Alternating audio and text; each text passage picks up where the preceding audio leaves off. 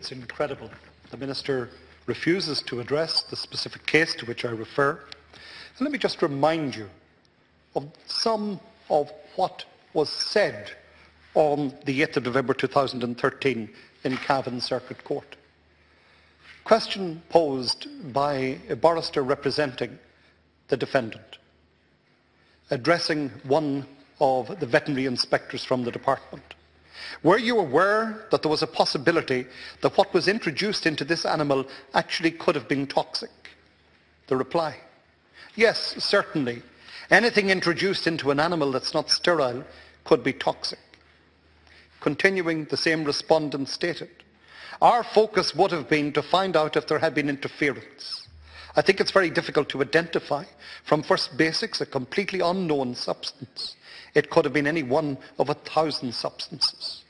The samples were taken to see if there had been interference, to see if something had been introduced, and went on to say, I don't accept whether the animal was entered into the food chain as being relevant.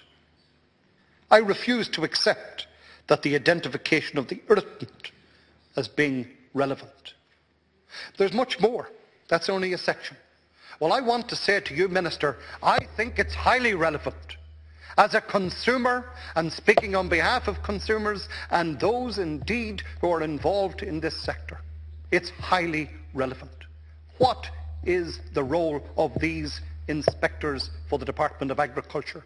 If it isn't, as I said in my opening remarks, to assure us as domestic consumers and the global market that our beef produce is of the highest standards and fit without question for public consumption, and that our processing is beyond reproach. Minister, there are questions that you may not be able to answer, but I want the Minister to address them to me subsequent to this exchange. Where was the meat from this animal destined for? Have you sought to establish if it was for domestic consumption or for export? Apart from your internal review, I'm finishing with this.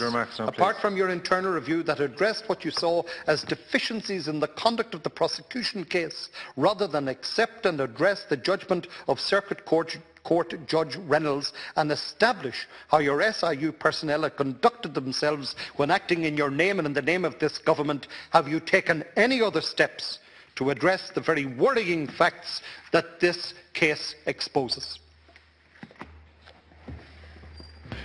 But I want to, again categorically assure this House that the Department of Agriculture continually monitor all meat, all animals that go into, and a post-mortem and an ante-mortem, anyone that goes to a meat factory and see exactly what happened.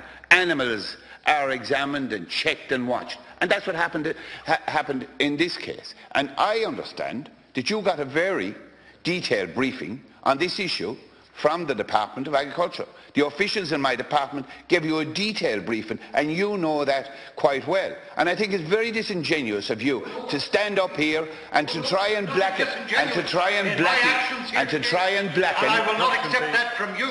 And I made reference to that particular report. Because report was a whitewash effort on your department's behalf. Nothing else. You failed absolutely to address the judge's ruling and to look at the reasons why. Deputy Minister, please. You've got, as I said, and I want to repeat, you've got a detailed briefing from the department officials in this. Thank you. That's very important. We don't need hysteria about the beef industry. There are people out there depending their livelihoods on this. There's families up and down the country at their wits' end to survive in this business. The last thing we want is somebody blackening the industry, like what you try to do. I want to assure you, I want to assure the House. I ask you, Chair, to ask the Minister to withdraw that scurrilous accusation that he has levelled at me.